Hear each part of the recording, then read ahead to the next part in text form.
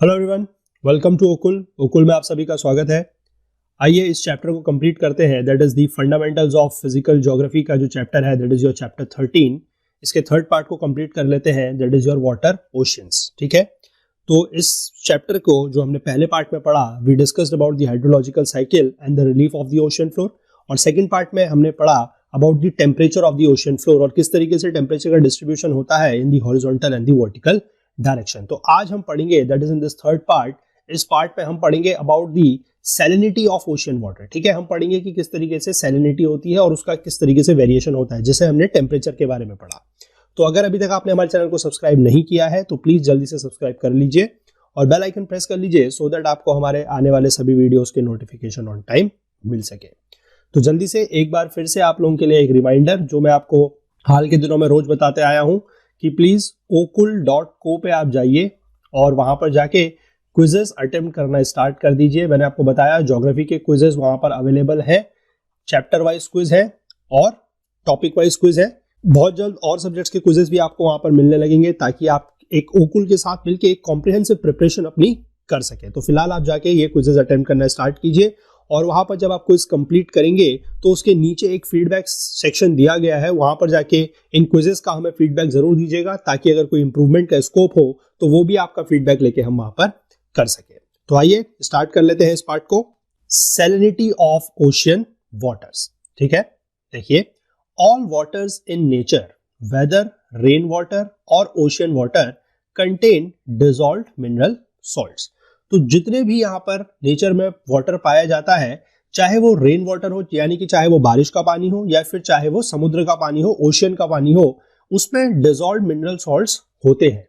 ठीक है, सैलिनिटी क्या होता है? Salinity is the term which is used to define the total content of dissolved salts in sea water.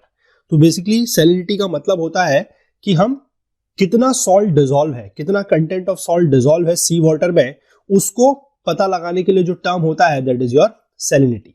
It is calculated as the amount of salt in gram dissolved in 1000 gram और 1 kg of sea water. यानी कि अगर 1 kilo सी water है, 1 kg या 1000 gram of sea water है, तो उसमें कितना ग्राम जो नमक है, जो सॉल्ट है, वो डिसॉल्व्ड है, उसको बोला जाता है salinity. It is usually expressed as parts per 1000। ठीक है, क्योंकि ग्राम और ये 1000 ग्राम है इसलिए पार्ट्स पर 1000, और जनरली इसको इस तरीके से डिनोट किया जाता है। ठीक है, या फिर पीपीटी के फॉर्म में, that is parts per 1000। Salinity is an important property of sea water. ये सी वाटर की एक बहुत इंपॉर्टेंट प्रॉपर्टी है। Salinity of 24.7 ppt, that is 24.7 parts per thousand, has been considered as the upper limit to demarcate brackish water। यानी कि अगर इससे ज्यादा होगा तो वो कहलाएगा क्या? Brackish water. ठीक है, याद रखिएगा वैल्यू 24.7, कहीं पर थोड़ा बहुत ऊपर नीचे होता है पर एक जनरल वैल्यू लगभग यही है, 25 के आसपास। आगे देखते हैं, what are the factors affecting the ocean salinity. जो फैक्टर्स है दे आर मेंशन्ड बिलो। देख लेते हैं क्या क्या है। सबसे पहला फैक्टर दिया गया है, the salinity of water in the surface layer of oceans depend mainly on evaporation and precipitation. तो इवेपोरेशन और प्रेसिपिटेशन पे डिपेंड करेगी, लेकिन कहां की बात हो रही है? Water in the surface layer. ठीक है, डीप ओशन की बात नहीं हो रही है। अब यहां पर देखिए, आप याद करके चलिए, कल हमने जो पिछला पार्ट था उसमें हमने पढ़ा था अबाउट द टेम्परेचर, और टेम्परेचर में हमने जो वर्टिकल डिस्ट्रीब्यूशन पढ़ा था तो वहां पर हम बात कर रहे थे कुछ लेयर्स के बारे में। ठीक है, तो ये बात जो हो रही है कि डिपेंड करता है किस पर? इवेपोरेशन और प्रेसिपिटेशन पर, लेकिन किसके लिए? सिर्फ ये सरफेस लेयर के लिए। नेक्स्ट है, surface salinity is greatly influenced in coastal regions by the freshwater flow from rivers and in polar regions by the processes of freezing and thawing of ice।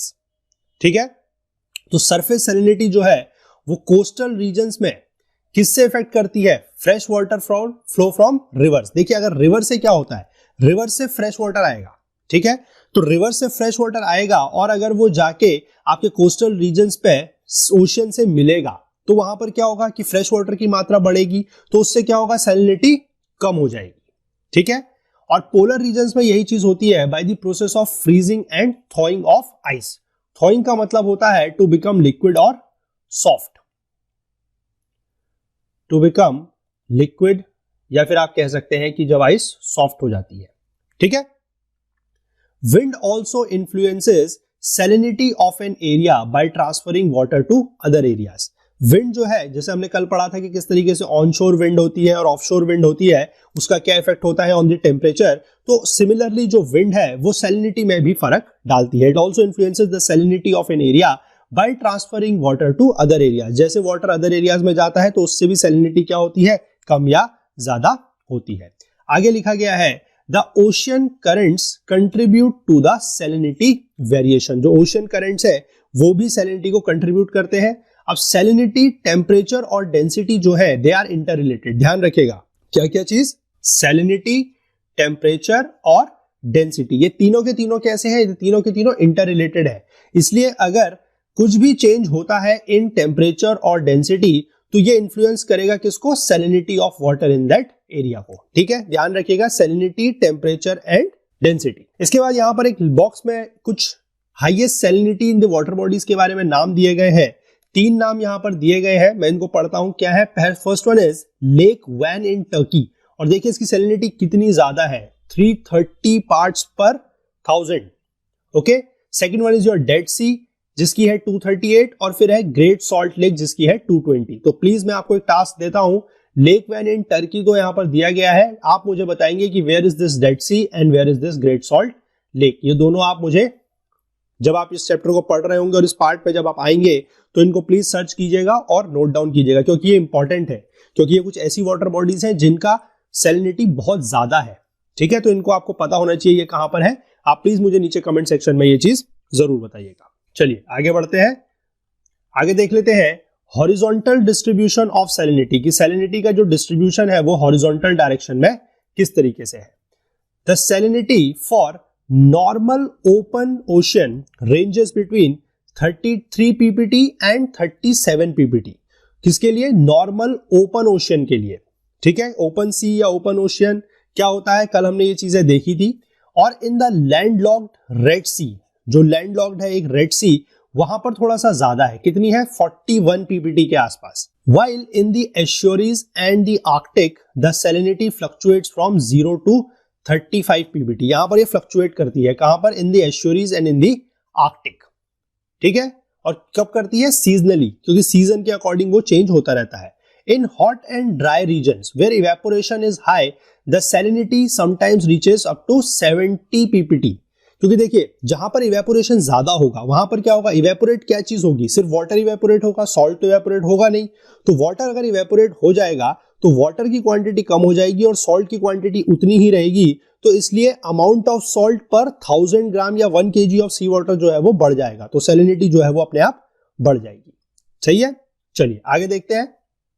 The salinity variation in the Pacific Ocean is mainly due to its shape and larger areal extent. तो salinity का जो variation है, Pacific ocean में जो variation है वो ज्यादा है। क्यों ज्यादा है, उसके शेप की वजह से और उसका जो एरियल एक्सटेंट है, यानी कि वो काफी बड़ा है, उसका एरिया काफी ज्यादा है, इसलिए उसमें वेरिएशन जो है वो ज्यादा है। Salinity decreases from 35 ppt to 31 ppt on the western part of the northern hemisphere because of the influx of melted water from the Arctic region. मैंने आपको बताया कि जब आपका मेल्टेड वाटर आएगा जो कि फ्रेश वाटर होगा फ्रॉम द आर्कटिक रीजन, तो उससे क्या होगा, सैलिनिटी कम हो जाएगी, वो 35 से 31 पहुंच जाएगी। ठीक है, इसी तरीके से in the same way after 15 to 20 degree south, यानी कि 15 to 20 डिग्री आप साउथ जाएंगे तो वो फिर कम हो जाएगी, कितनी, 33। क्योंकि ये वही चीज होगी कि अगर वाटर आएगा, वाटर का इन्फ्लक्स होगा, फ्रेश वाटर का इन्फ्लक्स होगा, तो सैलिनिटी जो है वो कम हो जाएगी। आगे देख लेते हैं अबाउट द अटलांटिक ओशियन। तो average salinity of the Atlantic ocean is 36 ppt, around 36 के आसपास है। The highest salinity is recorded between 15 and 20 degree latitudes. तो इस रीजन में यानी कि 15 से 20 डिग्री लैटिट्यूड के बीच में जो सैलिनिटी है वो सबसे ज्यादा है। Maximum salinity that is 37 ppt is observed between 20 degree north and 30 degree north and 20 degree west and 60 degree west. It gradually decreases towards the north. जैसे जैसे आप नॉर्थ की तरफ को जाएंगे ये ग्रेजुअली क्या होती है, ये डिक्रीज करती है। द नॉर्थ सी, हम कल भी हमने इस सी की बात की थी अबाउट द नॉर्थ सी। ठीक है, तो आज भी इसका नाम यहां पर आ रहा है the North Sea in spite of its location in the higher latitudes. ये हायर लैटिट्यूड्स में है लेकिन इसमें सैलिनिटी ज्यादा है। क्यों? Due to more saline water brought by the North Atlantic Drift. ये नॉर्थ अटलांटिक ड्रिफ्ट जो है ये भी एक तरीके का ओशियन करंट है और ये यहां से ज्यादा सैलाइन वाटर लेके आता है, इसलिए नॉर्थ सी का जो सैलिनिटी है वो ज्यादा है। Baltic Sea records low salinity due to influx of river waters in the large quantity. अब बाल्टिक सी में क्या होता है कि ज्यादा रिवर वाटर का पानी आता है जो कैसा होता है, फ्रेश होता है, इसलिए उसकी जो सैलिनिटी है वो कम होती है। Mediterranean Sea records higher salinity due to high evaporation. अब मेडिटेरेनियन सी में इवेपोरेशन हाई होता है इसलिए उसकी सैलिनिटी क्या होती है, कम हो जाती है। तो salinity is however very low in Black Sea. Black Sea की सैलिनिटी बहुत कम है due to enormous fresh water influx by rivers. तो यहां पर भी रिवर्स का इनफ्लक्स ज्यादा है इसलिए उसकी सैलिनिटी बहुत कम है। ठीक है, तो यहां पर एक क्वेश्चन आपको दिया गया है कि see the atlas to find out the river joining Black Sea. तो ये टास्क मैं भी आपको देता हूं कि आप एक बार अपनी एटलस में चेक कीजिएगा कि जो ब्लैक सी है उसमें कौन कौन सी नदियों का पानी आता है। ठीक है, और यहां पर एक और सी दिया गया है, दैट इज योर बाल्टिक सी। इसमें यही लिखा गया है कि बाल्टिक सी में भी इनफ्लक्स ऑफ रिवर वाटर होने के कारण आपका क्या है कि सैलिनिटी कम है। तो आप मुझे इन दोनों के बारे में बताएंगे, about the Baltic Sea and about the Black Sea, कि इनमें कौन कौन सी रिवर्स का पानी ड्रेन होता है। चलिए आगे देखते हैं। The average salinity of the Indian ocean. Indian ocean की जो एवरेज सैलिनिटी है वो कितनी है, 35 ppt। The low salinity trend is observed in the Bay of Bengal. अब देखिए बे ऑफ बंगाल में सैलिनिटी कम है। क्यों? Due to the influx of river water. ठीक है, क्योंकि ज्यादातर हमारी जो नदियां हैं they are your east flowing rivers. ठीक है, ज्यादातर नदियां जो है वो हमारी ईस्ट फ्लोइंग साइड में ड्रेन होती है, बे ऑफ बंगाल में ड्रेन होती है, तो वहां पर उसकी सैलिनिटी कम है। अगर आपको ये चीज अभी नहीं पता है कि ज्यादातर रिवर जो है वो ईस्ट साइड में ड्रेन करती है तो कोई बात नहीं, इसके बाद हम इंडिया फिजिकल एनवायरनमेंट की जो बुक है हमारी उसको पढ़ेंगे, वहां पर हम ड्रेनेज पढ़ेंगे, रिवर सिस्टम पढ़ेंगे, तो वहां पर हम ये चीजें समझ जाएंगे। फिलहाल के लिए आप ये चीज का ध्यान रखिए कि बे ऑफ बंगाल जो हमारी कंट्री के ईस्टर्न साइड में है वहां पर क्या होता है कि ज्यादातर जो ईस्ट फ्लोइंग रिवर्स है वो ड्रेन होती है, इसलिए उसकी सैलिनिटी कम है कंपैरेटिवली टू अरेबियन सी। ठीक है, अरेबियन सी में नदियां कम जाती हैं तो इसलिए वहां पर क्या होता है कि सैलिनिटी थोड़ा सा ज्यादा होती है। On the contrary the Arabian sea shows higher salinity due to high evaporation and low influx of fresh water. चलिए अगला जो मैप दिया गया है वहां पर सैलिनिटी दी गई है आपकी किस तरीके से है। चलिए आगे हम देख लेते हैं वर्टिकल डिस्ट्रीब्यूशन ऑफ सैलिनिटी। तो वर्टिकल डिस्ट्रीब्यूशन कैसा है, salinity changes with depth. Depth के साथ सैलिनिटी चेंज होता है, but the way it changes depend upon the location of the sea. लेकिन वो किस तरीके से चेंज होता है वो डिपेंड करता है सी की लोकेशन पे।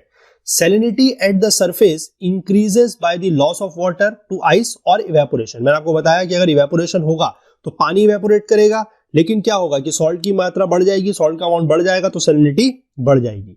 और decreased by the input of fresh water such as from the rivers. और अगर रिवर्स का पानी ज्यादा आएगा तो क्या होगा, वाटर की अमाउंट बढ़ जाएगा, क्योंकि रिवर जनरली क्या होता है उसमें या तो आप कह सकते हो कि बहुत कम मिनरल सॉल्ट होता है, नेग्लिजिबल सॉल्ट होता है। ठीक है, तो वहां पर क्या होगा कि फ्रेश वाटर की क्वांटिटी बढ़ जाएगी, इसलिए उसकी सैलिनिटी क्या हो जाएगी, कम हो जाएगी। This is about the surface water. आगे है salinity at the depth is very much fixed because there is no way that water is lost और द सॉल्ट इज एडेड। क्योंकि जो डेप्थ है, जैसे हम कल पढ़ रहे थे कि टेम्परेचर का भी जो वेरिएशन है वो डेप्थ पे नहीं होता है, जनरली वो ऊपर की लेयर्स में ही होता है।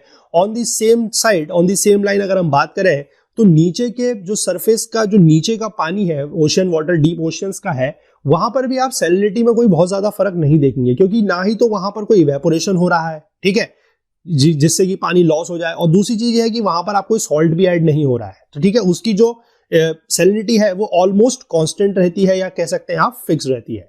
There is a marked difference in the salinity between the surface zones and the deep zones of the oceans. तो ये सीधी बात है कि ऊपर के सरफेस पे फर्क पड़ सकता है, लेकिन नीचे के सरफेस पे क्या होता है कि फर्क नहीं पड़ता है, और उन दोनों के बीच में भी बहुत ज्यादा डिफरेंस होता है। क्यों होता है अभी आगे देखिए। The lower salinity rest above the higher salinity dense water, क्योंकि जिसमें देखिए ज्यादा नमक घुला हुआ होगा, जिसमें सॉल्ट की मात्रा ज्यादा होगी, उसकी डेंसिटी ज्यादा होगी, वो भारी होगा पानी, तो वो नीचे बैठ जाएगा, वो सरफेस की चला जाएगा, डीप ओशन में चला जाएगा। और जिस पानी की सैलिनिटी कम होगी वो ऊपर रहेगा। Salinity generally increases with depth, तो नीचे को पानी भारी होगा, मैं बता रहा हूं ज्यादा सॉल्ट होगा, तो इसलिए उसकी सैलिनिटी क्या होगी, ज्यादा होगी। And there is a distinct zone called the halocline. तो एक जोन बोला जाता है हेलोक्लाइन। जैसे कल हमने एक जोन की बात करी थी जहां पर टेम्परेचर का सडन वेरिएशन होना शुरू हो रहा था, दैट वाज योर थर्मोक्लाइन। तो इसी तरीके से यहां पर जो सैलिनिटी इंक्रीज कर रही है शार्पली, उस जोन का नाम है हेलोक्लाइन। इस नाम को आप याद रखिएगा, HALOCLINE, that is your halocline, where salinity increases sharply. जैसे टेम्परेचर जहां पर शार्पली इंक्रीज कर रहा था, दैट वाज योर थर्मोक्लाइन। इसी तरीके से जहां पर सैलिनिटी शार्पली इंक्रीज कर रही है, that is your halocline. Other factors being constant, increasing salinity of sea water causes its density to increase। ये मैंने आपको बताया कि जैसे जैसे उसकी salinity बढ़ेगी उसकी density बढ़ जाएगी, और high salinity sea water जो होगा generally sinks below the lower salinity water। तो वो जिसका salinity कम होगी उससे वो नीचे चली जाएगी, and this leads to the stratification by salinity। तो stratification का मतलब है वो in the form of layers आ जाएगी। तो जिसकी salinity कम होगी वो ऊपर रहेगा और जिसकी salinity ज्यादा होगी वो नीचे चला जाएगा। ठीक है, चलिए, तो इस चैप्टर को हमने यहां पर कंप्लीट कर लिया है। अब हमारा जो एक 3 चैप्टर इस बुक के और बचे हुए हैं, बड़ी जल्दी हम उसको पूरा कर लेंगे। अगला चैप्टर है हमारा मूवमेंट्स ऑफ ओशन वाटर का, जिसमें हम अबाउट द टाइड्स पढ़ेंगे, अबाउट द ओशन करंट्स पढ़ेंगे। तो बहुत इंपॉर्टेंट होने वाला है वो लेक्चर। तब तक आप ये पुराने सारे के सारे लेक्चर्स जो है वो कवर अप कर लीजिए अगर आपने कोई मिस करा है तो इस पार्ट में इतना ही। आगे बढ़ेंगे अगले पार्ट में अगले चैप्टर के साथ। तो प्लीज एक बार मैं फिर से आपको रिमाइंड करा दूं, okul.co हमारी वेबसाइट पे जाके आप क्विज अटेम्प्ट करना स्टार्ट कर सकते हैं, और इस चैप्टर का जो क्विज है वो भी आपको उस वेबसाइट पे मिल जाएगा। उसका लिंक भी नीचे डिस्क्रिप्शन बॉक्स में दिया गया है, आप वहां से भी उसको अटेम्प्ट कर सकते हैं।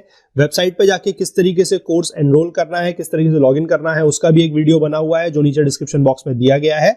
तो आप प्लीज वो करना स्टार्ट कीजिए, बहुत हेल्पफुल रहेगा आप लोगों के लिए। पढ़ने के साथ साथ आप अपने को असेस भी कर सकते हैं कि आप कितना सीख रहे हैं। तो अगर आपको इस चीज लेक्चर में पढ़ाई गई चीजें अगर पसंद आई हैं तो प्लीज वीडियो को लाइक कीजिए, शेयर कीजिए, चैनल सब्सक्राइब कीजिए।